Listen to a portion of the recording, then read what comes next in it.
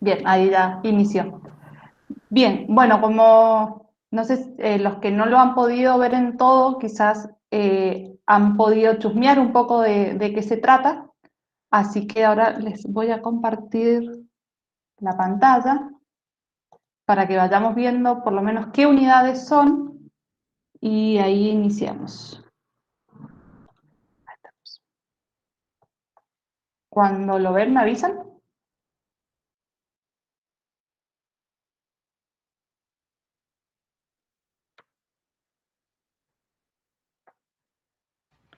Ya se ¿Ven ve, profe. ya se ve? Bien, perfecto. Entonces, el taller 2, ¿sí? Que es de biodiversidad, que ustedes tienen el trabajo práctico integrador el próximo lunes, ¿sí? El lunes 30 ya tienen el trabajo práctico integrador.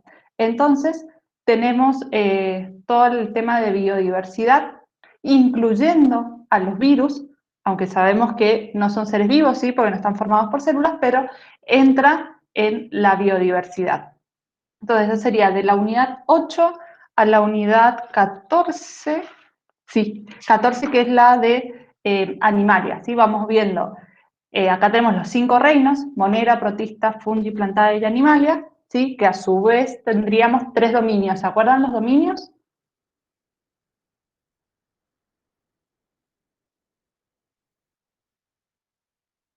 ¿Alguno?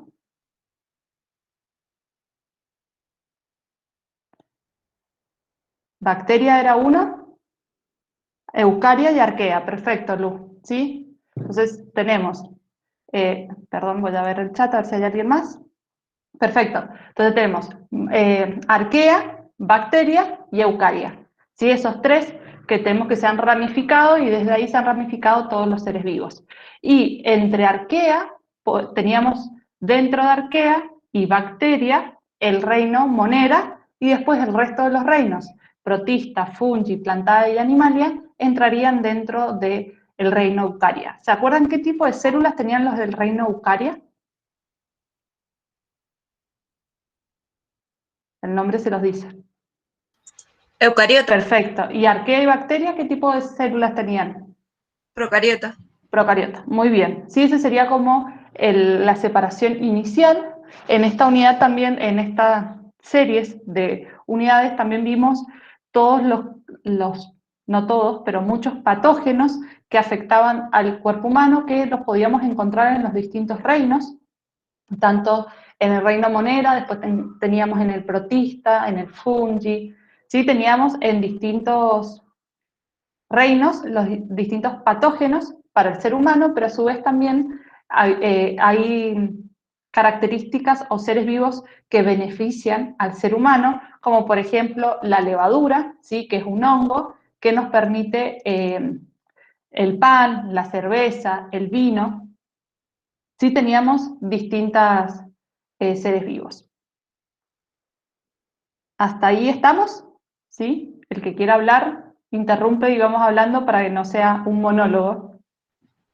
Bien. Entonces, Agus, vos que habías resuelto, no sé si lo pudiste ver o pudiste llegar a resolver algo. Profe, la presentación no está. Sí, ahora les comparto, porque ahí Ay, la cambio. Ahí en cualquier momento se les tiene que ver. Vos, Agus, no sé si pudiste resolver algún problema o lo miraste. Perfecto, listo. Entonces vamos a ir completando en conjunto, ¿sí? Para ir analizando o deduciendo cada uno de los casos en particular. Ahí la ven, ¿no es cierto? Que hice un 1 nomás. ¿Sí? sí, sí. Bien.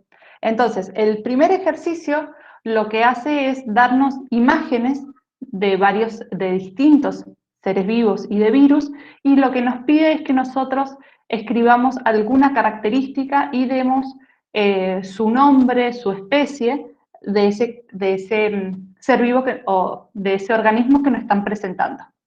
¿Sí? Este era el primer ser vivo que nos presentaba la diapositiva. ¿Alguno tiene idea o le parece familiar a algo? ¿Sí? o de qué cree que sería.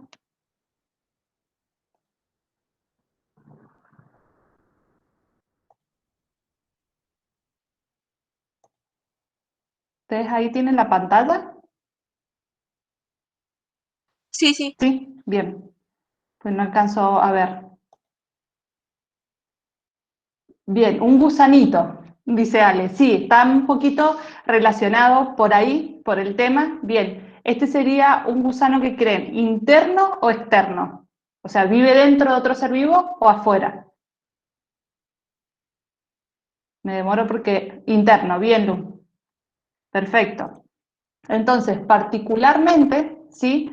Va a ser un gusano no segmentado, tiene movimiento de látigo, es decir, se va moviendo así en un solo movimiento, a eso se refiere, va a vivir en el agua y es un nemátodo. Y es uno de los grandes productores de parasitosis que tenemos en nuestros intestinos en la especie humana. ¿Sí? ¿Estamos hasta ahí?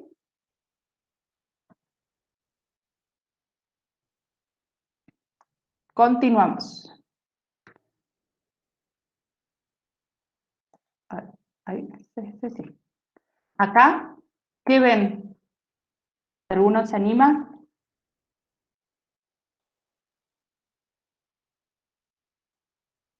¿Es solo un organismo? Estamos viendo, además del organismo, que sería ese, ¿sí? ¿Qué más estamos viendo? ¿Qué creen que sería eso?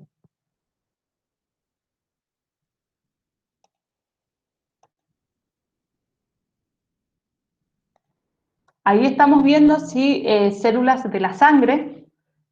¿Sí? Acá estamos, esto sería un análisis de sangre al microscopio, ¿sí? Un segmento de sangre al microscopio, y lo que se puede llegar a ver son organismos plasmodium, que son los productores del paludismo o la malaria. Si ustedes se acuerdan, eran transmitidos a través de la picadura de un insecto, ¿sí? De un mosquito, y bueno, y nos iba transmitiendo este parásito que no tiene cilios, ¿sí? Y en muchos casos puede ser letal para el organismo en el cual se incorpora.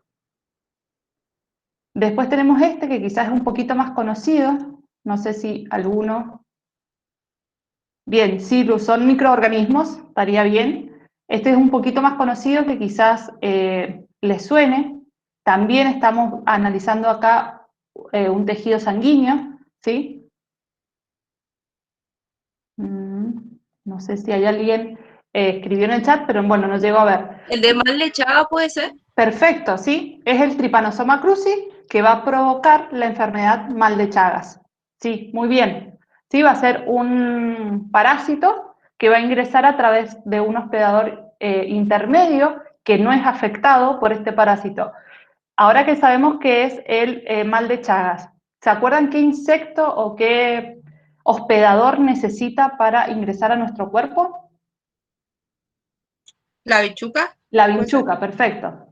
¿Sí? Va a vivir en el interior de la vinchuca, se va a desarrollar, a la vinchuca no le va a generar ningún problema, ningún efecto, pero una vez que se alimenta de nuestra sangre, nos deja una porción de estos parásitos y eso es lo que va a generar o desencadenar el mal de Chagas, ¿sí? Al estar hablando un vector hematófago, ¿sí? Hema, recuérdense que es de sangre, y entonces sería un vector que se va a alimentar de sangre, entonces por eso nos va a transmitir este parásito. Vamos al siguiente. Este no es muy común quizás. Bueno, yo espero unos minutitos, si no, bueno, continúo. Si alguno sabe o algo, lo va diciendo. Acá. Sí, va a ser una planaria. Ahí en la imagen, por supuesto, no podemos analizar la dimensión o la altura que tiene el insecto, pero bueno, se ve como que es plano, entonces es parte del grupo de las planarias. El nombre específico de esta especie es Fasciola hepática. Sí, se va a encontrar en aguas, en plantas acuáticas como el berro, lechuga, Y esto va a generar enfermedades si ingresa a nuestro cuerpo. Por eso es muy importante no beber agua contaminada o agua que no sabemos su procedencia o si ha sido limpiada adecuadamente, y lavar correctamente las plantas. En este caso, plantas acuáticas, como por ejemplo la lechuga. ¿Sí? ¿Estamos? Estas imágenes, Sí, sí. si no me equivoco, las tienen todas en sus cuadernillos, ¿sí? Son imágenes tomadas de Curtis, que son los que les pueden llegar a tomar. Esta, que es quizás un poquito más conocida, o les suenan por lo menos la cabecita esa, ¿sí? ¿Qué pueden observar? ¿Qué pueden describir de esa imagen?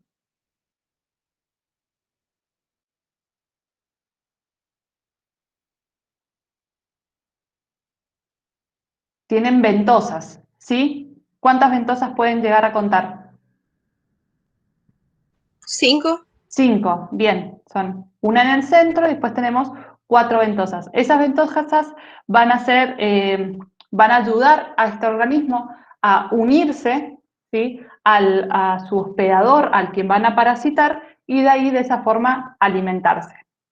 Esto, como podemos ver, es un gusano plano, ¿sí? No lo vemos, no es circular, y si también vemos en detalle, podemos ver que es segmentado, ¿sí? Que tiene fases que se van segmentando, que se van repitiendo a lo largo de todo su cuerpo, y tiene una proglótides, que sería la cabeza. Específicamente, esta sería la taenia sanguinata, que es la que nosotros conocemos como la tenia, perdón, interior, o también muchas veces se lo conoce como la lombriz solitaria, ¿sí? Son parásitos del interior del cuerpo humano. ¿Seguimos? Sí, profe. Bien, y acá, ¿qué puede ser? Aunque no sepan el nombre, ¿qué creen que hago una pausa del anterior? Silu tiene ganchos, ¿eso es correcto? ¿Sí? ¿Qué creen que puede ser esta imagen celestita o violeta, según cómo la vean? ¿Será un organismo multicelular, unicelular?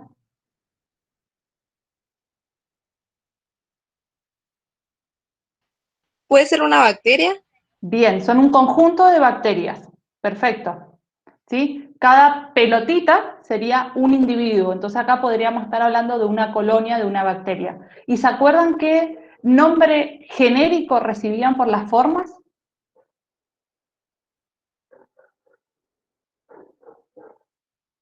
¿Sí? ¿A qué se parecen las pelotitas? Cocos, puede ser. Bien, cocos, Pero ¿sí? no.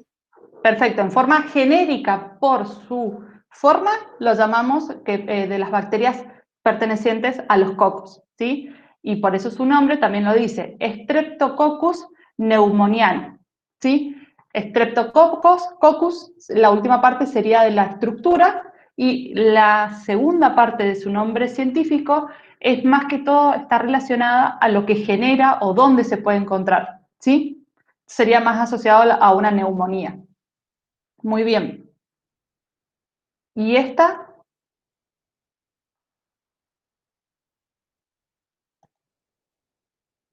Sería una bacteria. ¿Y de qué forma tiene, si se acuerdan?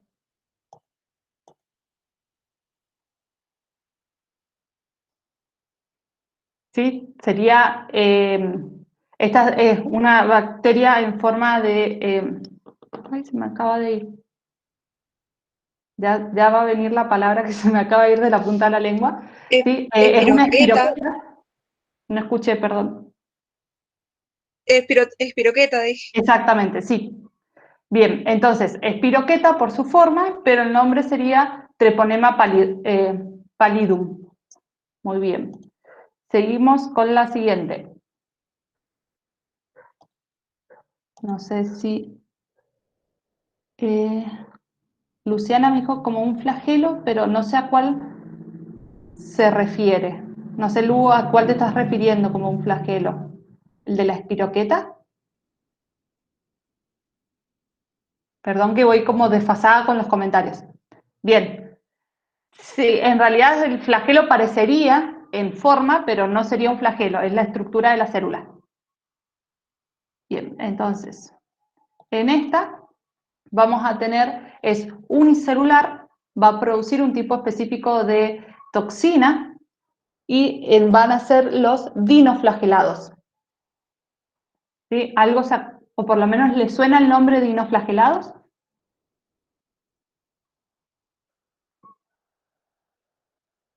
No, a mí no, no me acuerdo. Bien, bueno, flagelados es porque tiene un flagelo, ¿sí? Y bueno, tiene distintas características según el grupo. Esta, ¿reconocen? Quizás no porque es más complicada. Sí, esto sería, esta es una especie que no tiene membrana nuclear, no tiene pared celular y la membrana plasmática estaba formada por colesterol, que sería de la micoplasma, perdón. ¿Sí? Sería como una especie muy específica o muy puntual porque tiene esta característica de que no posee pared celular, ¿sí? Tampoco va a poseer membrana nuclear, pero sí tiene una membrana plasmática con colesterol. Bien. Esta es más conocida. Quizás alguna la reconoce. ¿Sí, no? Esta vendría a ser la giardia, ¿sí? Generalmente es conocido como giardia, pero bueno, el género sería giardia y el nombre científico, giardia intestinales o giardia lambia, ¿sí? Es muy similar la estructura, ¿sí? Porque tiene esta forma como de cono donde está su núcleo en la parte anterior y sus pequeños órganos sensitivos o estructuras sensitivas, y en este caso tiene flagelos y va a generar también una infección intestinal, que generalmente esta la podemos adquirir a través de tomar agua de lugares contaminados, ¿sí? De agua no purificada. Al tomar ese vaso de agua, un agua, por ejemplo, que puede estar contaminada por las defecaciones de los animales, puede estar presente, se degrada en el agua, ¿sí? Es tan pequeño que no lo vemos, a nosotros al tomar podemos incorporar y que nos genere una yardiasis, que sería, son parásitos de nuestro interior, ¿sí? Parásitos internos, generalmente del intestino. ¿Estamos hasta acá? Sí, profe. Bien. ¿Esta reconocen o pueden decir algo? Este sería acá, en este caso es un hongo, ¿sí? El hongo Penicillium notatum, ¿sí? ¿Qué se acuerdan qué antibiótico genera el penicillium? Que es muy parecido a su nombre científico. La penicilina. Perfecto, ¿sí? Muy bien. Es un hongo que la especie humana, ¿sí? La utiliza como antibiótico porque ataca muy bien a un gran grupo de bacterias, ¿sí? Es un hongo muy generalizado, general, no es específico que es contra una bacteria, sino que ataca muchas bacterias. Generalmente cuando se produce una infección, lo primero o una de las primeras acciones que se realiza es trabajar con la penicilina, ¿sí? Y va a pertenecer al grupo de los hongos, los ascomicetos, ¿sí? Y bueno, va a ser heterótrofo, igual que todos los hongos, y lo más importante de esta especie es la producción de antibióticos. Esta la encontramos en nuestros intestinos o en nuestros estómagos cuando no cocinamos correctamente la carne o cuando vamos al baño y no nos lavamos adecuadamente las manos y después consumimos comida. Creo que es una de las bacterias más conocidas del mundo, o una de las más conocidas, por lo menos con respecto a las enfermedades. Empieza con E,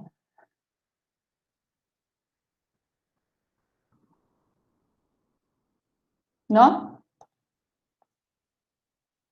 Acá tenemos la Escherichia coli, que es una de las más conocidas, las que generan mayores daños en nuestro sistema digestivo, aunque algunas son beneficiosas si se encuentran en el interior de nuestra flora intestinal, pero las más conocidas son aquellas que son patógenas, que son las que nos generan algún daño.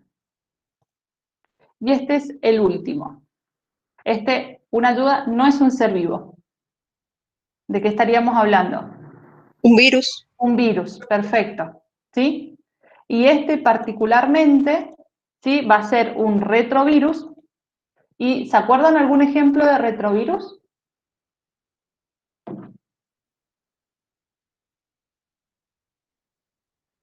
Si eliminamos al coronavirus de nuestra vida, ¿sí?, y nos preguntan por un virus, ¿qué virus diríamos? Uno muy conocido. ¿El del SIDA puede ser? Muy bien, ¿sí? El del VIH, ¿sí? O HIV según... Entonces, retrovirus, un ejemplo sería el del VIH. ¿Sí? El SIDA ya sería el síndrome que se puede o no generar al contraer VIH, pero el virus corresponde al del VIH. Muy bien, creo que Karen lo dijo. No veo Sí, porque al sí. compartir. Muy bien. Entonces, bueno, ahí tendríamos un breve repaso de algunos seres vivos o organismos más conocidos que podemos ir identificando con algunas imágenes. El tercer paso, ¿sí?, el tercer ejercicio de este taller era con respecto a análisis de casos. Estos análisis de casos, perdón, no es el 3, acá me he confundido, es el número 5, 6, perdón, porque el 5 es el que acabamos, es el 5, perdón, ahí lo tengo registrado. Acá sería el número 5. Entonces, sería nos plantean números 6, 5, nos plantean 4 casos clínicos que nos dan algunas características y según esas características tenemos que ir deduciendo y analizando qué podrían tener estas personas, por supuesto, con lo que nosotros conocemos. No podemos dar un diagnóstico exacto, pero más o menos con lo que nosotros conocemos. Entonces, el primer ejercicio dice, el paciente manifiesta presentar diarrea muy abundante y fiebre desde hace varios días. Comenta que ha ido a realizar ejercicios por la montaña y ha bebido agua del río para refrescarse. ¿Sí? Ahí entonces tenemos síntomas y una posible causa de estos síntomas. ¿Sí? ¿Cuál sería la posible causa de los síntomas?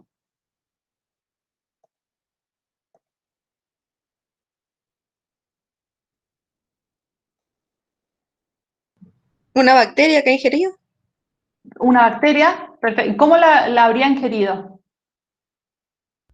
¿En el agua del río? El agua, perfecto. Ese sería el caso, cómo pudo haber ingerido, ¿sí? A través de el ingesto de una bacteria a través del agua, ¿sí?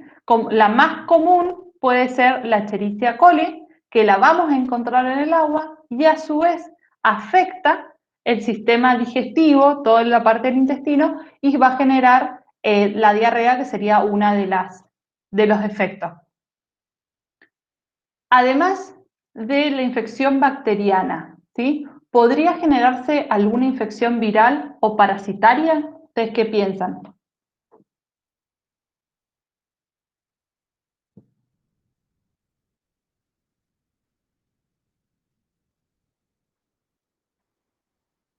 En este caso sí se podría, ¿sí? Por ejemplo, recién vimos la Giardia intestinalis que se encontraba en el agua contaminada, ¿sí? Ese podría ser también otro efecto, o algún adenovirus o reovirus por alguna infección. Después nos dice la pregunta C. Se decide realizarle un análisis de sangre si fuera una infección parasitaria. ¿Qué valor podría encontrar elevado? Y si fuera una infección bacteriana o viral, ¿cuáles valores se encontrarían elevados? ¿Sí? ¿Se acuerdan a qué va esta pregunta? Esta pregunta es no solo con la parte de biodiversidad, sino es uniendo también la parte del sistema inmunológico. Porque nosotros teníamos distintos mecanismos de acción, para proteger nuestro cuerpo, y si se acuerdan, no sé si se acuerdan, que algunos eran especialistas, ¿sí? Nuestros mecanismos de acción, algunos eran especialistas para virus, otros eran especialistas para bacterias, otros para células eucariotas, ¿sí? Entonces, a eso se refería esta pregunta, entonces hay que fusionar todo. Entonces, podría existir, si existe la infección, la cantidad de neutrófilos va a estar elevado porque es parte del cuadro de la infección, y luego van a empezar a subir los linfocitos, y además cuando existe una infección parasitaria, ¿sí? Los eosinófilos, que son específicos de los parásitos. Entonces, si existen los parásitos, si es una infección parasitaria, por ejemplo, de Giardia, encontraríamos los eosinófilos elevados. Si no, no los encontraríamos elevados, sí encontraríamos tanto los neutrófilos como los linfocitos. Y después, ¿qué mecanismos se hubiese desarrollado, ¿sí? Del sistema inmunitario? Sería la fiebre, que va a ser un mecanismo de defensa generalizado, que elevamos la temperatura para matar a todos los agentes extraños que se encuentran en nuestro cuerpo, y los agentes patógenos que liberan pirógenos exógenos, y a través de la liberación de estos pirógenos endógenos de las células del sistema inmune van a hacer que el hipotálamo aumente su temperatura, ¿sí? Entonces sería como defensa la fiebre, y esta fiebre es liberada o producida o se aumenta la temperatura gracias a la acción del hipotálamo, ¿sí? Si nos acordamos, el sistema inmunológico y el sistema nervioso endocrino estaban todos en conjunto para generar, para desencadenar las respuestas.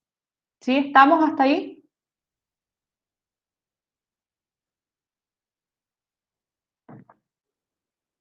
¿Sí? ¿No? ¿Se me durmieron? Sí, bien, perfecto. Sé que ahora quizás ustedes lo ven como muy complicado y que no se entiende, pero una vez que ustedes puedan tener el tiempo y sentarse e ir estudiando las distintas unidades, ahí van a ir asociando y van a ir uniendo, y se les va a ir haciendo más fácil. Estos ejercicios está bueno después que ustedes los tengan cuando terminan de repasar, como una ayuda para ir asociando todo lo que han ido aprendiendo. Pero más que todos los casos clínicos es eso, es tratar de aplicar los conocimientos que yo he ido generando. Vamos a ir al segundo caso, que dice: María concurrió a un tenedor libre y consumió paella con ensalada. Al poco tiempo comenzó a tener vómitos, diarrea, fiebre, dolor fuerte en el estómago. ¿Sí? ¿Cuál podría ser la causa de su infección? Habíamos visto que muchos parásitos, muchos microorganismos vivían en el interior de algunos mariscos, y estos podían generar alguna infección, tanto si los consumimos o si consumimos su toxina, como por ejemplo la de la marea roja. ¿Sí? Entonces, en este caso en particular, podemos encontrar muchos casos o muchas probabilidades de infección. ¿Sí? Primero, toxina, que sería quizás la que más se conoce o la que más pasa, la más frecuente, que son las toxinas en los mariscos de los dinoflagenados, que van a causar la marea roja y otras toxinas. Después también tendríamos de vuelta a nuestra gran amiga, la Escherichia coli, que esta va a estar presente si no estuvo bien cocida los alimentos, o si no hubo una buena higienización de mis manos o de algún utensilio que utilicé para cocinar, o sea, que utilizaron en el restaurante para cocinar, o yo. Después también tenemos otros tipos de bacterias como la Staphylococcus aureus, Salmonella typhi, Bacillus dysenteria y Clostridium botulinum, que esta generalmente se produce el botulismo, que es que esta bacteria va a generar una toxina, la va a liberar y nosotros consumimos esa toxina. Entonces, esta es un caso muy general, entonces por eso podemos presentar cualquiera de todos estos agentes, puede ser causante de estos síntomas. Entonces, ¿cuál fue el cómo? A través del consumo de ensalada. Y después, el qué produjo, vómitos, diarrea, fiebre. Podemos ir ya específicamente a cada uno de estos seres vivos e investigar qué efectos generan y ver si ingresan en todas estas características. Y con respecto a los sistemas inmunitarios, teníamos dos, la innata y la adaptativa. En este caso se van a activar ambos tipos de mecanismos inmunológicos. Y después dice, al poco tiempo comienza a manifestar falta de aire por un edema de glotis que puede haber ocurrido. ¿Qué sustancias causaron el shock? ¿Sí? Edema de glotis sería nos quedaríamos sin aire en la garganta, ¿sí? Sería un aumento, una expansión de las estructuras que tendríamos en la laringe, ¿sí? Y en la faringe, entonces ahí se empezaría a bloquear la respiración. Especialmente la anemia de glotis, el edema de glotis, es una reacción alérgica a sustancias contenidas en los alimentos con toxinas, es decir, alguna toxina me generó en mi organismo puntualmente un exceso en mi respuesta inmunológica, ¿sí? No necesariamente le vas a generar a todos, pero en algunos casos estas toxinas pueden ser más tóxicas para una persona que para otras, entonces generan todo este desencadenamiento de un shock alérgico y evita la respiración de la persona. ¿Estamos hasta acá? ¿Sí? ¿Continuamos? Sí, profe. Sí, perfecto. Si tienen alguna duda o algo, lo vamos viendo, ¿sí? Pero bueno, me avisan, me paran y me avisan. Y si alguno escribe y yo no lo leo, por favor les pido al resto, si llega a ver el chat, me va avisando. Bien, vamos al tercer caso. Dice, una persona concurre a la guardia y manifiesta dolor de garganta, dificultad para tragar y fiebre. Al ser examinado, el médico determina que posee una inflamación en las amígdalas y una inflamación en la faringe, ¿sí? Ese sería el caso. En este caso no nos están diciendo cómo pudo contagiarse la persona.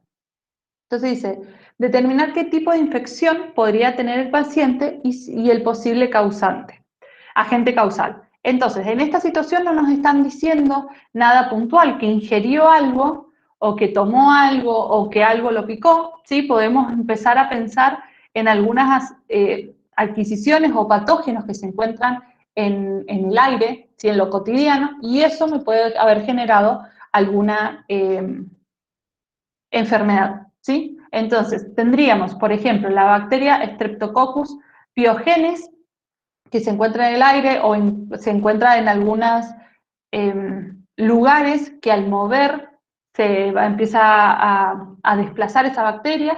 Y después tenemos ciertos tipos de virus, el adenovirus, rinovirus y virus de la influenza, que todos esos los podemos incorporar en nuestro organismo a través del aire, ¿sí? De la ventilación, o no es que necesitamos tomar algo o comer algo para que esos patógenos ingresen en nuestro cuerpo.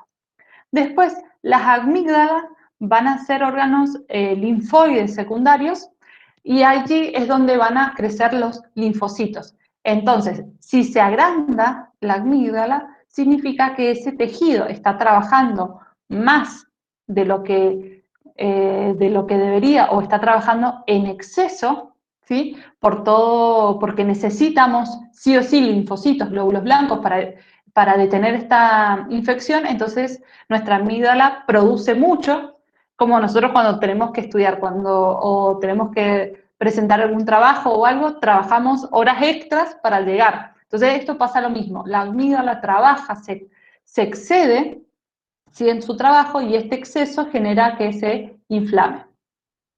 Después dice, la persona comenta que repite este cuadro muchas veces al año, por lo que el médico recomienda su extracción, ¿sí? La extracción de la amígdala. ¿Qué efectos provocaría esto? Entonces, va a tener distintos tipos de efectos, pero las amígdalas van a formar la primera barrera de defensa para las infecciones respiratorias, ¿sí? es lo que primero nos ayuda, pero a partir de los 6 o 7 años, ya al madurar esta estructura, los glóbulos blancos,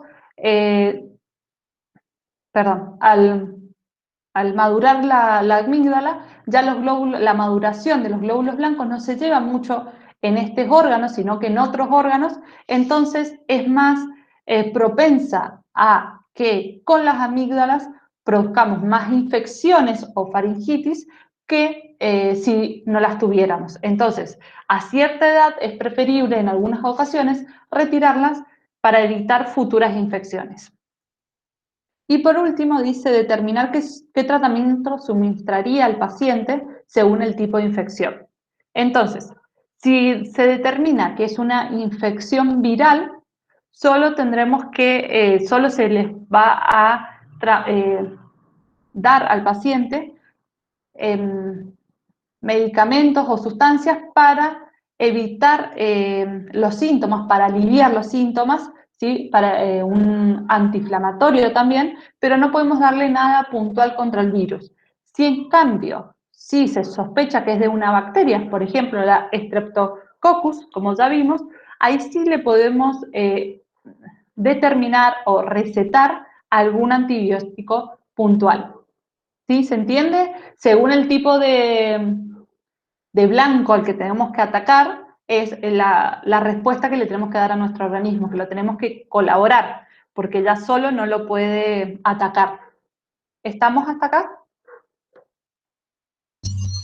Sí, profe. ¿Sí? ¿Quieren que veamos algo más, que nos volvamos para atrás o continuamos? Yo no. Bien, bueno, ahí está, no hay nadie en el chat, así que continuamos. Acá. Y este es el cuarto y último caso que nos presenta el trabajo práctico. Dice, Juan presenta tos mucopurulenta, fiebre y dificultad para respirar. Al ser consultado, manifiesta que no es asmático y que hace 3 días se encuentra con esos síntomas. Entonces, acá tenemos de vuelta nuevamente una situación, tenemos los síntomas, pero no tenemos el por qué, el cómo pudo llegar. Entonces, inicialmente dice qué barreras anatómicas presenta Juan para su defensa. En este caso vamos a tener las barreras primarias, ¿sí? Tanto las mucosidades, por eso tenemos una tos mucopurulenta, es decir, con muchos mocos. Entonces, eso va a ser la primera respuesta, la respuesta inflamatoria y la activación del sistema inmune. Esta activación del sistema inmune va a ser provocado por la fiebre. ¿Y qué mecanismos se activaron en la infección? Va a ser una respuesta inflamatoria local, que va a ser en la parte respiratoria, y a su vez también de forma generalizada, y porque tiene, además de las vías respiratorias, no va a ser puntualmente, por ejemplo, los bronquios, sino que es en forma desde la nariz, ¿sí? O desde las narinas va a tener inflamación con mucosidades y al no poder respirar o dificultad de respirar, va a ser todos los conductos del sistema respiratorio también van a estar afectados. Y después puntualmente se va a generar la respuesta innata y adaptativa.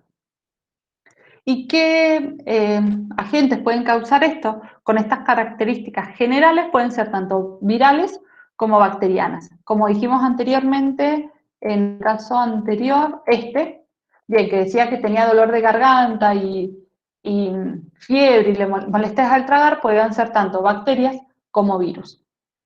Y por último, ¿qué tipo de acción se recomendaría en esta infección?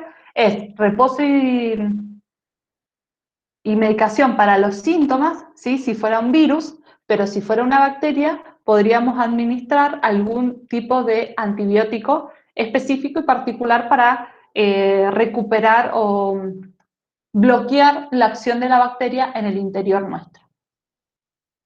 ¿Estaríamos hasta acá? ¿Necesitan que veamos algo? ¿Continuamos? Sí, profe, yo estoy bien. ¿El resto? Sí, perfecto. Entonces, vamos, este sería todo el ejercicio 5. Ahora vamos a ir al ejercicio 6. ¿Sí? En este ejercicio habla de los virus y nos da una serie de oraciones y nosotros lo que tenemos que ir es tachando, ¿sí? Para cada pregunta, perdón, en cada pregunta tenemos 3 opciones. Entonces nosotros tenemos que ir tachando lo que no corresponde. ¿Sí? Nos tendría que quedar la oración correcta. ¿Sí? O tendríamos que seleccionar cuál sería la opción de todas esas posibles, cuál sería lo correcto o lo que tiene sentido la oración y continúa. Entonces tenemos, ¿sí? Esto sería de virus. El ejercicio 6 está relacionado con todo lo que tenemos de virus. Entonces nos dice, A, la viruela es una enfermedad causada por un virus que pertenece a herpesvirus, poxvirus o herpevirus. ¿Sí? En este caso, acá se repite, entonces la opción, ¿sí? La viruela corresponde al grupo de los poxvirus. Por favor, si alguien tiene pregunta o algo, y si le escriben, me avisan, por favor. Bien, entonces, la A sería el poxvirus. Después tenemos el herpes tipo 1, causa herpes labial, herpes genital o mononucleosis. El herpes 1 es un conjunto de herpes, ¿sí? Hay muchos herpes, uno de los tipos del herpes 1, y el herpes 1 va a generar un herpes labial. ¿Sí? No, después el herpes genital va a ser generado por otro tipo de herpes. Después tenemos el grupo de reovirus causa sida, rubiola o diarrea. ¿Sí? Sida lo cancelamos porque ya vimos que era producido por un retrovirus. Y el reovirus lo que va a generar va a ser diarrea. ¿Sí? Recuerdan ustedes que tienen un cuadrito donde les dice los tipos de virus, síntomas o patologías o enfermedades y después características generales. ¿Sí? Eso los tienen en sus cuadernillos y en sus apuntes, si no me equivoco. Vamos al D. Dice, el virus que causa infección en perro es picornavirus, parvovirus o paramyxovirus. En este caso es parvovirus, ¿sí? Después tenemos los adenovirus, son virus con ARN, ADN o ambos. ¿Sí? Adeno, de adenosín, entonces solamente tienen ADN. El virus de Epstein-Barr, ¿sí? Este virus se denomina así Epstein-Barr porque va a generar una enfermedad específica. Entonces tenemos que pertenece al herpevirus y no al rinovirus ni al adenovirus. ¿Estamos hasta acá? ¿Sí? ¿Seguimos? Sí, profe. Bien.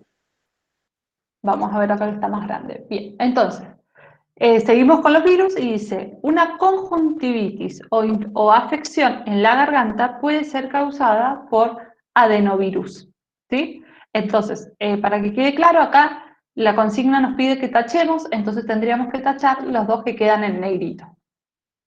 El paramisovirus puede causar la rubiola.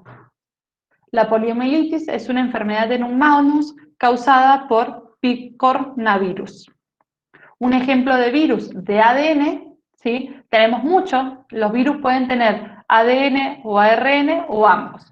Entonces, uno de estos dos tienen ARN, puntualmente el poxvirus va a tener ADN.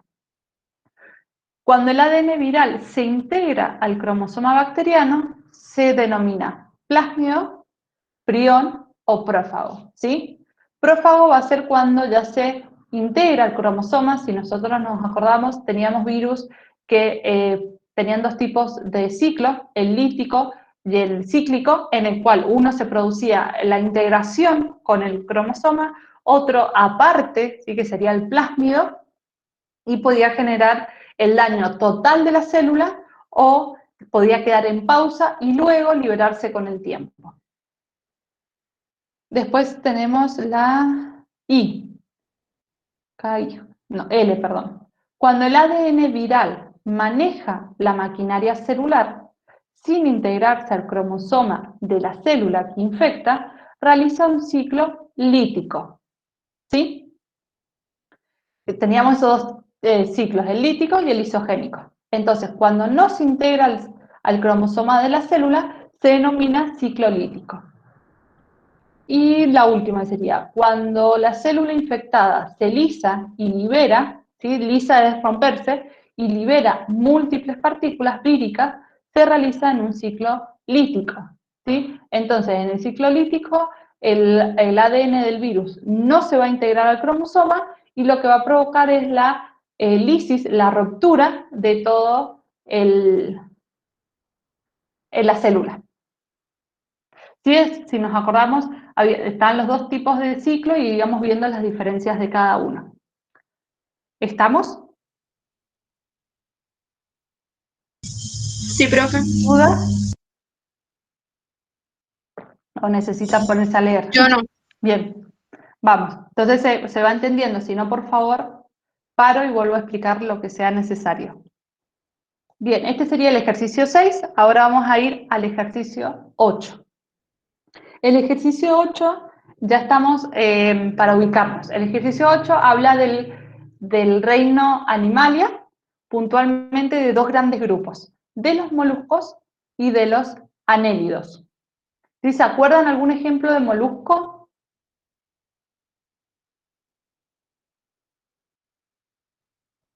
¿Alguno? ¿O alguna? ¿Puede ser las almejas? Sí, serían bivalvos las almejas. Estás bien rumbeada, digamos. En el mar hay varios, ¿sí? Pero las almejas serían un bivalvo. Bien. ¿Y los pulpos, esos? Los Sí. pulpos, perfecto, exacto. Serían los pulpos, los calamares, tenemos también los caracoles de tierra o los caracoles de mar también. Y los anélidos serían las lombrices, ¿sí? En forma general serían las lombrices de tierra. Entonces, nos pide en esta actividad que contestemos verdadero o falso en cada una de las siguientes oraciones. Bueno, la idea era que no saliera el falso o el verdadero, pero bueno, lo vamos a ir viendo así. Entonces, tanto los anélidos como los moluscos presentan respiración cutánea y mediante branquias, ¿sí? Esto no sería del todo correcto, ¿sí? Hay una respiración cutánea, hay otros que respiran por branquias, pero también tenemos moluscos, como por ejemplo el que les acabo de decir, el caracol de tierra, y ese ser vivo va a respirar por pulmones. Entonces no sería del todo correcta esa oración. Después tenemos, la rádula es una estructura característica de todos los moluscos. Eso es correcto, es algo típico de los moluscos, donde tienen pie, que se denomina, una estructura que se le denomina pie, y rádula. La rádula va a ser parte del sistema digestivo y va a permitir la degradación de algunos alimentos.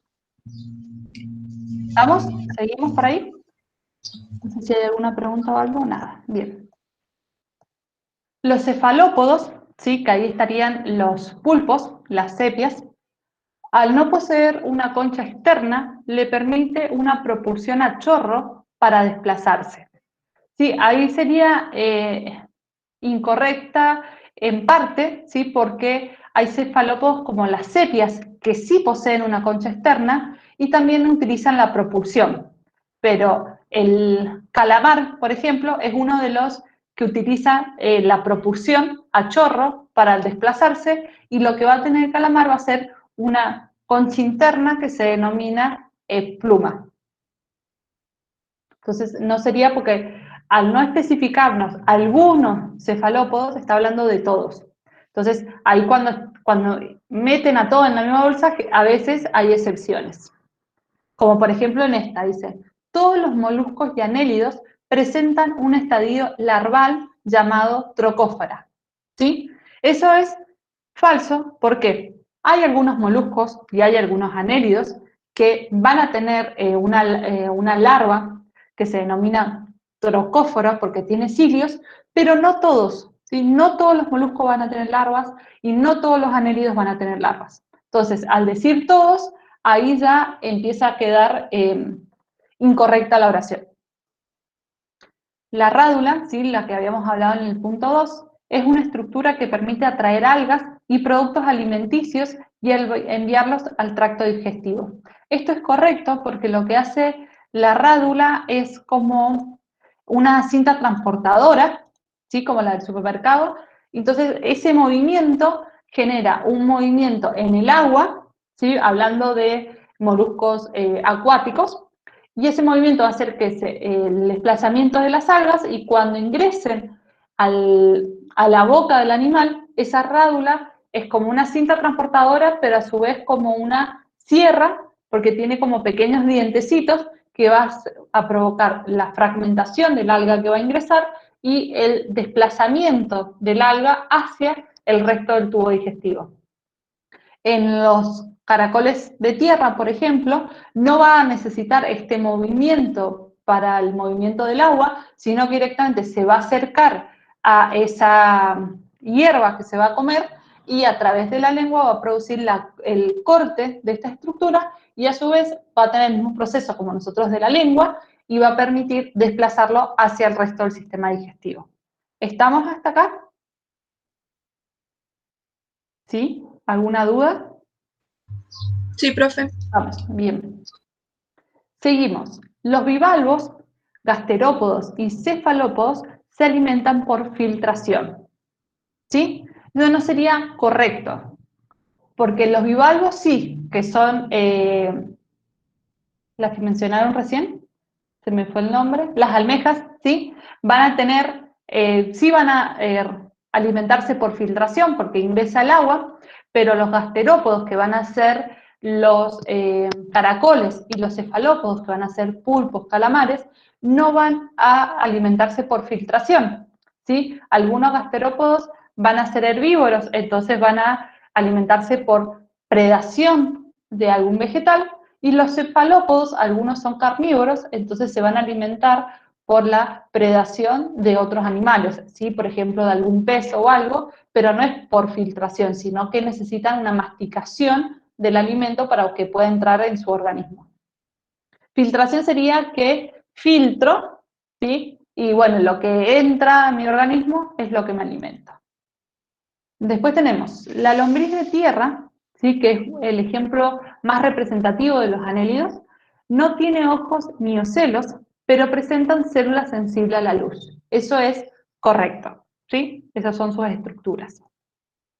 Los anélidos presentan metranefridios de a pares en todos los segmentos del cuerpo. Entonces, acá nos dan dos informaciones que son ambas correctas.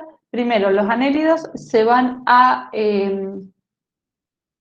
tienen su cuerpo segmentado, y cada uno de esos segmentos, ¿sí?, que son las metarias, cada uno de esos segmentos va a tener un metranefridio. Este metranefridio es, que lo vimos en el sistema excretor también, es su forma de excretar los desechos. ¿Sí? Esto lo vimos tanto en la unidad de animal como en la unidad de sistema excretor. Después dice, tanto los anélidos como los artrópodos tienen cordón nervioso ventral. Perdón, esta es verdadera. ¿Sí? Ahora me acabo de dar cuenta que esta es verdadera. ¿Sí? Los anélidos, los artrópodos tienen cordón nervioso ventral. ¿Sí? ¿Queda claro que esa es verdadera? Yo después cuando les pase, después les hago, pero esa sería verdadera. Seguimos. Los anélidos y los moluscos presentan tagma. Tagma sería la fragmentación del cuerpo. Los anélidos sí lo van a presentar, los moluscos no. Los anélidos presentan metamería, ¿sí?, que sería eso, tener el cuerpo dividido en fracción, y esas fracciones, todos los órganos que están en esa fracción se repiten en cada una de las fracciones, como por ejemplo lo que decíamos de los metranefridios. Cada segmento de la lombriz tiene sus propios metranefridios. Y también pueden tener sus propios ganglios para generar la contracción de la musculatura o el movimiento. Los cefalópodos, que serían los pulpos, son depredadores, verdadero. La lombriz de tierra es hermafrodita, es decir, como vimos más temprano en la clase, que va a poseer los dos sexos, tanto el masculino como el femenino. No significa que ambos estén maduros al mismo momento, ¿sí? Pueden estar primero madurar uno y luego el otro. Y por último, las larvas de los moluscos y anélidos presentan cilios. Esto es verdadero. En los moluscos y en los anélidos que tienen larvas, sus larvas presentan cilios. ¿Sí? ¿Estamos? Sería el 8. ¿Estamos hasta acá? Sí, profe. ¿Sí? Por favor, si tienen alguna duda o quieren aportar algo, aportan, así no es un monólogo mío. La idea es que sea más interacción, haya más interacción, pero sé que a veces no alcanzan a repasar las unidades o al ver al práctico, entonces por eso a veces no hay tanta interacción, pero si alguno conoce la respuesta o piensa conocer la respuesta, la puede dar con total libertad, ¿sí? Lo vamos entre todos armando las respuestas. Bien, este es el ejercicio 8, vamos a ir ahora al ejercicio 9, ¿sí? ¿Qué estaríamos viendo? ¿A qué reino estaríamos viendo acá? De los 5 reinos.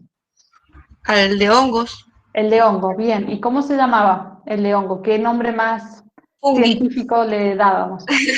Fungi. Bien, perfecto, fungi. ¿Se acuerdan alguna característica si son unicelulares, pluricelulares? ¿O ambos? Creo que ambos. Bien, son ambos, perfecto. ¿Y qué tipo de célula tienen? Eucariota. Eucariota, perfecto, porque están dentro del dominio eucaria. Después, ¿qué tipo de alimentación tenían? ¿Autótrofas, sí, o heterótrofas?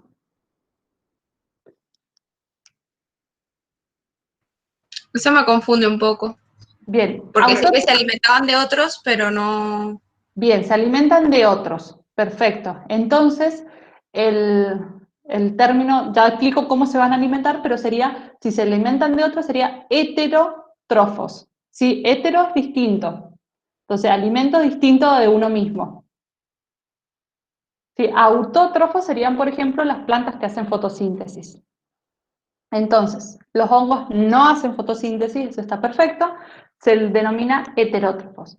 ¿Qué es lo que hacen la mayoría de los hongos? Liberan sustancias, esas sustancias lo que hacen es degradar la materia, generalmente materia orgánica muerta, entonces esa liberación como de moco, ¿sí? Van a liberarlo, va a degradar esa materia orgánica muerta y luego va a ser un proceso como de filtración. Y eso es cómo se va a ir alimentando los hongos, ¿sí? Porque quizás a veces lo pensamos y estamos acostumbrados a un animal que va a ir a comer algo, a ingerir a través de la depredación de plantas o de otro ser vivo, pero sería de un animal, sería eso, ¿sí? ¿Se entiende un poquito mejor? Sí, sí. ¿Cuál era tu duda, Karen? ¿La diferencia entre autótrofos y Sí, heterótrofos? se me mezclaron. No me acordaba Bien, bien la diferencia. acuérdate, biología siempre nos ayuda mucho a pensar los prefijos. Auto es uno y trofos es alimento, ¿sí? Como la cadena trófica o la cadena alimentaria es sinónimo trofo de alimento. Entonces, autotrofo es que el alimento es propio, ¿sí? Y el heterótrofo es que el alimento viene de uno distinto. Hetero es distinto, ¿sí? Que esto también nos sirve para genética. Heterocigota, que era con alelos diferentes. ¿Sí? Bien, profe, ¿Seguimos? sí. ¿Alguien más tiene otra duda o continuamos? Bien, está muy bien toda la información que me dio Karen de los hongos.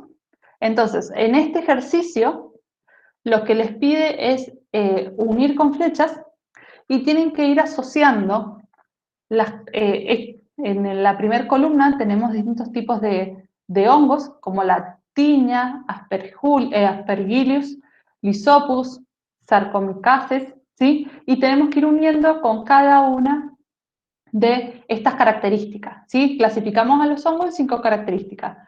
Patógeno, comestible, utilizado para la industria alimentaria, tóxico o productor de antibióticos. Ya habíamos visto uno que podemos ir descartando, productor de antibióticos. ¿Cuál era? ¿Se acuerdan o qué antibiótico producía el hongo? Que lo dijimos recién. Que El era muy penicillium, general. la penicilina.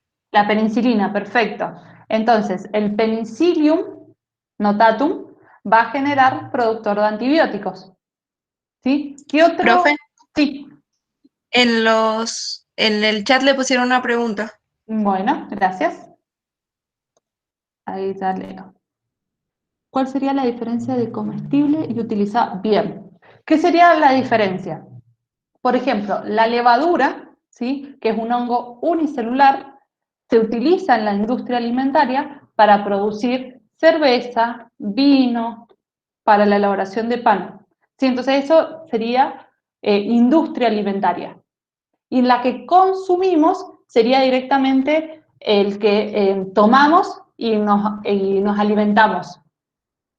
¿Sí? Por ejemplo, los hongos, ¿sí? Que se les pone a las comidas, que serían pluricelulares, que serían los honguitos de sombreros que no sean venenosos, esos serían comestibles. ¿Se entiende, Agus?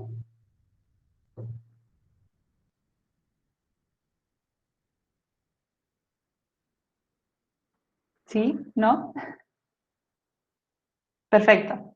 Bien, entonces, ahora, ¿qué otro, si leen la lista de hongos, qué otro conocerían y pueden asociar alguna de estas categorías?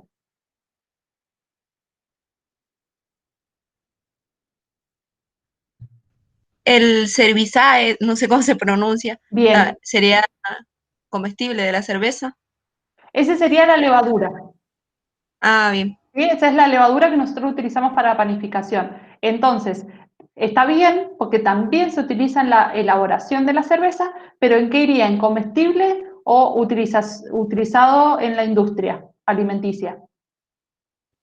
Utilizada en la industria. Perfecto. ¿Sí? Ahí estaría justo la diferencia. ¿Qué otro más conocen? Hacia el final, uno de los últimos El también es conocido. champiñón. ¿Sí? Champiñón, El champiñón, perfecto. Entonces, ¿dónde lo ubicamos al champiñón? comestible. Comestible, perfecto. ¿Sí? Hay algunos que no conocemos un nombre científico o están expresados en nombre científico, entonces nos cuesta más conocerlo, pero por ejemplo, eso, el champiñón sería comestible. Esta es la que decía Karen, Saccharomyces cerevisiae, que es la levadura, que es es uno de los hongos unicelulares y va a estar utilizado en la industria alimentaria. Entonces, la tiña va a ser un patógeno porque genera una alteración en nuestra piel y por eso recibe ese nombre. El Aspergillus, también es tóxico, ¿sí? Y puede liberar, es un patógeno porque nos genera un daño, pero a su vez también libera una sustancia tóxica y eso es lo que más daño nos genera. Esa liberación de su sustancia tóxica es lo que nos genera un daño a la especie humana. Después tenemos el Rhizopus stolonophyre, que este es el del moho del pan, ¿sí? Del moho del pan o de alguna fruta que se va formando, que se le arma bien, Ale. Las frutas o el pan que se va generando un moho, es ese moho, entonces lo que nos hace mal de ese moho es la liberación de un tóxico. Después tenemos la levadura, si este sería el nombre científico, que ya dijimos que está utilizado en la industria, el penicillium, que es productor de antibióticos, la Claviceps purpurea también libera un tóxico, entonces es patógeno y tóxico, ¿sí? Cumple esas dos acciones. El champiñón, como dijimos previamente, es comestible. Las setas también son comestibles, pero hay algunas setas, ¿sí? Que acá tenemos dos flechitas. Una seta hacia los comestibles, pero después tenemos algunas setas que son tóxicos. ¿Sí? Por eso cuando decimos que no todos los hongos son comestibles, sino que algunos son venenosos, que podemos encontrar, que la gente va a buscar quizás al parque hongos, pero bueno, hay que conocer cuáles son venenosos y cuáles no. Y después las comelinas y las trufas vienen a ser también comestibles. ¿Sí? Estamos acá, serían como características generales. Esta clasificación, que está acá de 5, no es una clasificación científica y establecida, sino que es para ir asociando la acción o los efectos que tiene cada uno de los hongos, ¿sí? No es algo científico estipulado como, por ejemplo, la especie, la familia, el género, ¿sí? Yo dije como una clasificación, pero es para ordenarlos nomás. ¿Se entiende eso? Sí, profe. ¿Sí? ¿Seguimos? Sí, sí. Bien, entonces eso, hay algunas cosas que son conocidas y hay otras que son nuevas, por así decirlas. Bien, el ejercicio 2. En el ejercicio 2 lo que nos pide es hacer diferencias o reconocer las diferencias tanto en el dominio arquea como en el dominio bacteria. ¿Por qué? Porque sabemos que ambos dominios están formados por células procariotas, ¿sí? Entonces, eso tienen en común, no las podemos separar como las eucarias por el tipo de célula, entonces tenemos que buscar otras diferencias y a su vez ambos dominios pertenecen al reino Monera, ¿sí? A lo que antiguamente se clasificaba como reino Monera, porque después nosotros vimos que a través de los estudios del ARN ribosomal se pudo determinar y reconocer estos dos grandes dominios dentro del origen de los seres vivos. ¿Sí? Entonces, por eso es este cuadro comparativo. Yo no recuerdo en este momento, estoy pensando si ustedes habían hecho quizás un cuadro comparativo cuando apenas empezamos con la virtualidad. Algunos habían hecho algunos cuadros comparativos, quizás en sus resúmenes. O los habían compartido chicos de medicina, no me acuerdo exactamente cuál era la situación. No sé si alguno se acuerda o si tienen sus cuadros, pueden compararlo y determinarlos también con este. Sí, acá estarían como las cosas quizás un poquito más importantes que sí o sí tienen que estar. ¿Sí? ¿Seguimos? Sí, sí. Bien. Entonces, lo primero que vamos a ir viendo va a ser la pared celular, que como ya sabemos, el dominio arquea y bacterias poseen pared celular, pero su composición es diferente, al igual que su membrana celular. Entonces, pared celular, membrana celular. Entonces, pared celular, esto sería una de las grandes diferencias entre los dos dominios, es que en las bacterias la pared celular está formada por peptidoglucanos. En cambio, en las arqueas es un pseudopeptidoglucanos. ¿Sí? Ahí estaría la principal diferencia. Yo ahora no me di cuenta de copiarles una imagen, pero si ustedes vuelven a sus cuadernillos, a sus apuntes, se van a ver la diferencia de los dos tipos de membrana, de pared celular, perdón. ¿Sí? En la ubicación de los lípidos y de las estructuras para ir formando las paredes celulares. Pero a su vez tenemos unas excepciones. Ahí me siguen escuchando bien, ¿verdad? ¿O me escuchan Sí. mal ahí?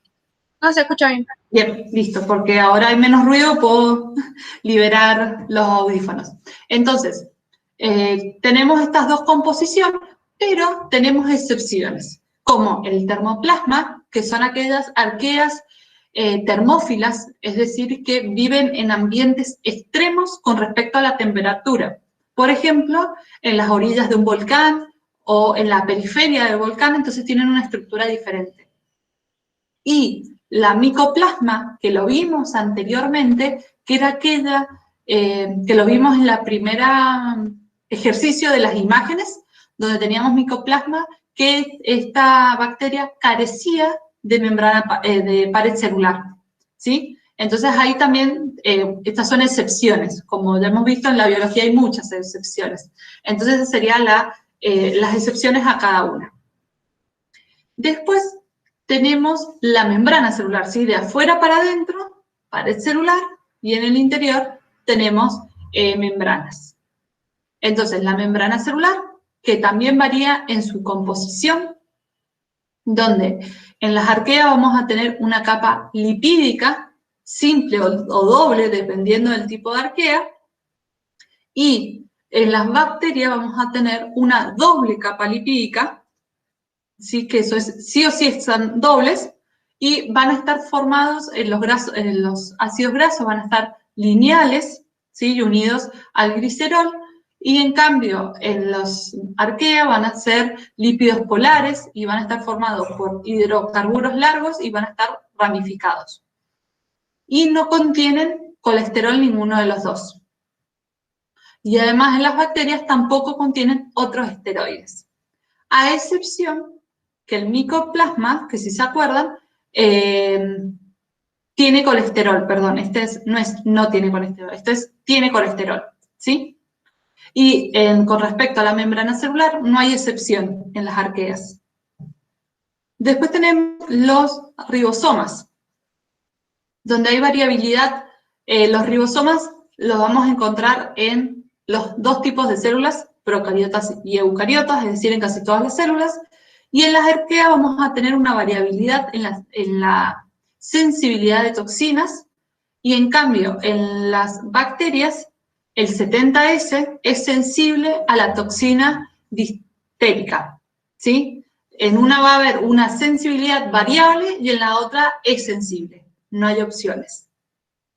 En flagelos y fimbrias, las fimbrias con adhesinas, y bueno, acá tenemos algunos ejemplos como la Escherichia coli, el Streptococcus que vimos, y acá, acá nos pide sobre su clasificación. La clasificación es decir, cuántas dentro de la categoría dominio, dominio bacteria y dominio arquea, cuántas ramificaciones o grupos se desprenden de cada uno de ellos. Entonces, vamos a tener en arquea, vamos a tener solamente dos grandes grupos, Euriarqueota y Cranearqueota, ¿sí? No hay otra clasificación.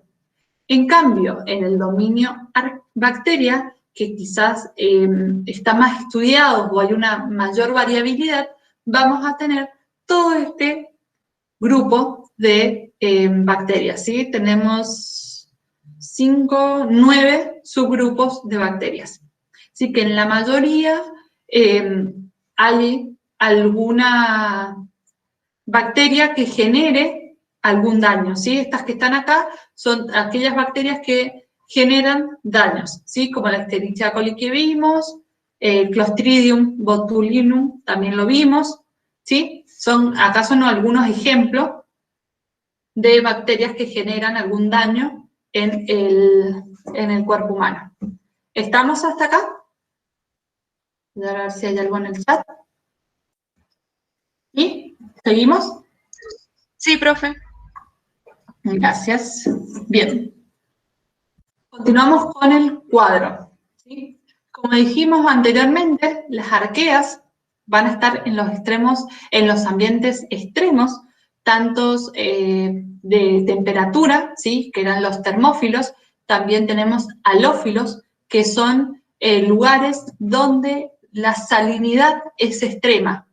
¿Sí? Podemos encontrar, por ejemplo, en algunos lugares que tienen salinas naturales, en el Mar Muerto, ¿sí? Porque tiene una alta concentración de sal que se pueden encontrar, se encuentra generalmente en esos lugares, o en ambientes donde sus temperaturas son extremas. Termófilas superiores, es decir, a altas temperaturas o a temperaturas muy bajas. Y después tenemos a las bacterias que son como más generales y se encuentran en diversos hábitats. Ya vimos que se podían encontrar en el interior de los seres vivos, los podemos encontrar en el exterior, ¿sí? Los podemos encontrar en lugares anaeróbicos donde no hay oxígeno, los podemos encontrar en lugares con oxígeno, los podemos encontrar en lugares acuáticos, como por ejemplo las bacterias verdes azuladas o cianobacterias. Entonces podemos encontrarlas en distintos lugares y estadios. Después tenemos el proceso de la esporulación. La esporulación es la formación de esporas, ¿sí? En este caso, en bacterias se van a formar endoesporas. ¿Qué son las esporas? Son una estructura de resistencia que cuando las condiciones no son favorables, se genera esa espora y lo que hace es generar una cápsula. Entonces, esa cápsula es más, vive mucho más tiempo que si el organismo no estuviera encapsulado. Y al estar en esa cápsula, ocurre cuando las condiciones no son buenas. Entonces, por ejemplo, falta de oxígeno, está la bacteria, se produce una endospora, y cuando esa endospora reconoce en el ambiente que hay oxígeno, que puede vivir con ese nivel de oxígeno, se desarrolla. Como eso, por ejemplo, es el causante del botulismo, ¿sí? Pueden vivir en las conservas que están cerradas herméticamente y no tienen oxígeno, ¿sí? Evitamos el ingreso de oxígeno para que se desarrollen estas bacterias, pero si hay algún problema en la abertura o está rota la lata, por ejemplo, puede ingresar el oxígeno, entonces esa bacteria que estaba en esporas se empieza a desarrollar. ¿Sí? También hay muchas otras enfermedades, bacterias que están encapsuladas y cuando encuentran las condiciones de luz, por ejemplo, de agua, de nutrientes, etcétera, crecen. Después la reproducción, ambos grupos se reproducen de manera asexual, ¿sí? A través de la fisión binaria, y la ARN polimerasa, tenemos, en la arquea hay 2 ARN polimerasa y en la bacteria hay solamente una. Y si nos vamos a la traducción, ¿sí? Que era el proceso de ARN a proteína, donde pasábamos los codones de bases nitrogenadas a aminoácidos. Y si, nosotros vimos en la especie humana que teníamos un codón de inicio o un aminoácido de inicio, que era el primero que se configuraba y que se traducía, y de ahí se empezaba a copiar. Entonces, en las arqueas, ese primer aminoácido es la metionina y en la bacteria es la formilmetionina. ¿Sí? ¿Hasta ahí estamos? Sí, profe. ¿Sí? ¿Dudas? Bien, ese es el ejercicio. No, yo no. Bien, vamos a trabajar un ejercicio más y después los otros que en realidad nos quedan 3, ¿sí? Pero por el tiempo, bien, perfecto, Agus. Por el tiempo vamos a alcanzar a ver uno más. El que sigue es el ejercicio 4. En el ejercicio 4, lo que hace es,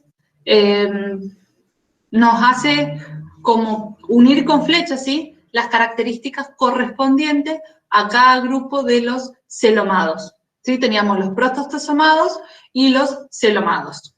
¿Me esperan un segundo? Así les muestro la imagen para no estar hablando.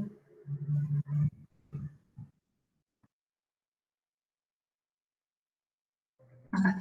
¿Sí? Teníamos con celoma y sin celoma, ¿sí? Y después teníamos también las capas que habían en el interior. Los diblástidos o los triblástidos, que seríamos nosotros. Los triblástidos, donde nuestra cavidad digestiva va a tener 3 capas, que era el endodermo, el mesodermo y el ectodermo. Y a su vez teníamos una cavidad, ¿sí? Que es el celoma, que era una cavidad que se encontraba en el interior como una cavidad de aire. Entonces teníamos los acelomados, que no tienen celoma, los pseudocelomados, que tienen como una cavidad pero no está 100% delimitada, y después tenemos los celomados, donde la cavidad que se denomina celoma estaba desarrollada correctamente, ¿sí? O completamente. Entonces, en el ejercicio 4, lo que nos pide es sobre los celomados. Entonces, dentro de los celomados tenemos los protostomados. Y dentro de estos protostomados, acá nos dan 6 características, 6 grupos, y estos 6 grupos hay que irlos asociando a cada una de estas características. Entonces, los grupos son insectos, arácnidos, miriápodos, anélidos, crustáceos y moluscos, ¿sí? Este ejercicio también corresponde a la última unidad de Animalia, del reino Animalia. Entonces, tendríamos que ir asociando estos grupos con estas características. Entonces, yo se los presento así para que no se haga tanto lío, porque quizás con la flechita se nos confunde un poco, entonces se los presento así como en forma de cuadrito. Entonces, el primer grupo de los que tenemos nombrados, ¿sí? Solamente están ordenados como estaban nombrados, no por ninguna característica o jerarquía. Entonces, tenemos los insectos, que van a poseer 3 pares de patas, cordón nervioso ventral y una respiración por tráqueas. Después tenemos los arácnidos, que tienen 4 pares de patas, no poseen alas y tienen un cordón nervioso ventral. Los miriápodos o milpies, ¿sí? Los podemos conocer con ese nombre en común, no poseen alas, están formados por metamería, es decir, por segmentos que se repiten, cordón nervioso central y una respiración por tráqueas. Los anélidos, sí, que nosotros más temprano los habíamos comparados con los moluscos. Entonces, los anélidos, por ejemplo, la lombriz de tierra, para asociar un ejemplo conocido, tenemos una respiración cutánea, es decir, a través de su piel, no poseen alas, ¿sí? No van a poseer alas, en este caso sería también, en la mayoría de los casos, sin patas. Van a poseer la metamería, es decir, vamos a tener segmentos que se van a ir repitiendo, y cada uno de esos segmentos,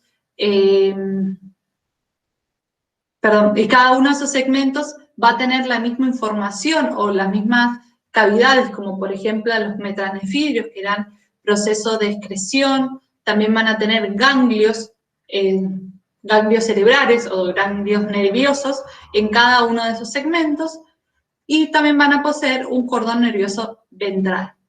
Y que a su vez este cordón nervioso va a ir uniendo a cada uno de los ganglios en cada metámero.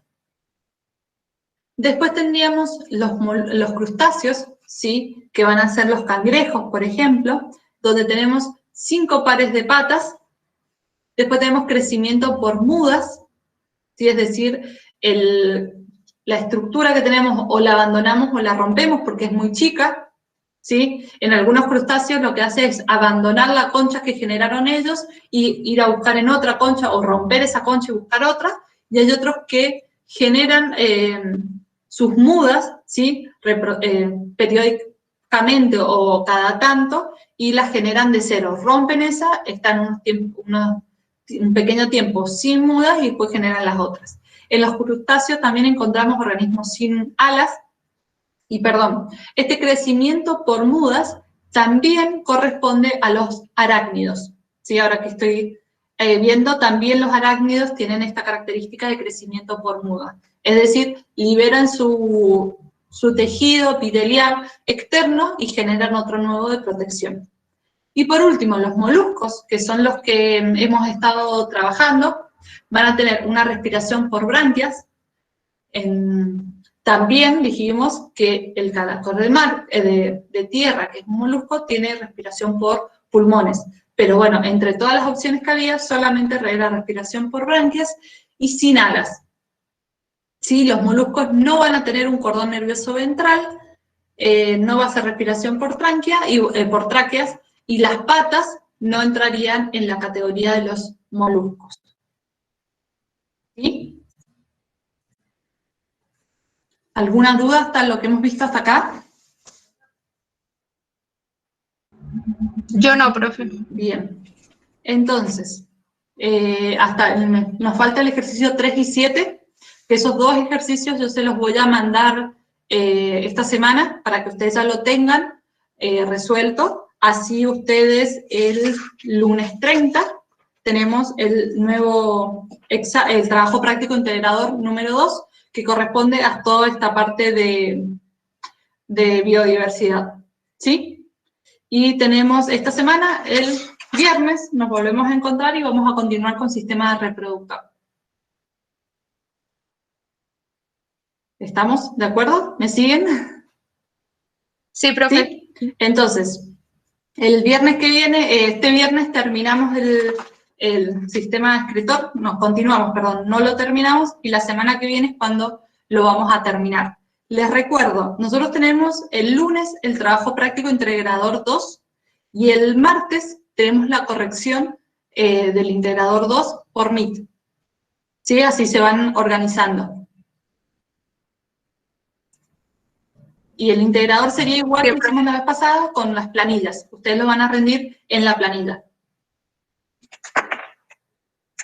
¿Sí?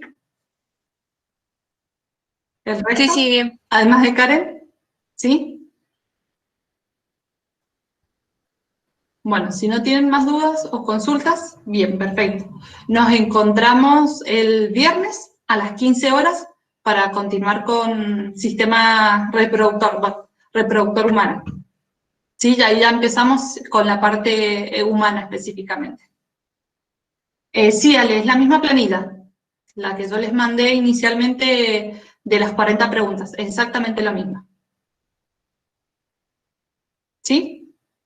¿Estamos? Si no tienen más dudas, estaríamos. Entonces, ya que Ale nos pregunta por la planilla, recuerden entonces que para el lunes tienen que tener una planilla impresa para responder el examen en papel. Bien, profe.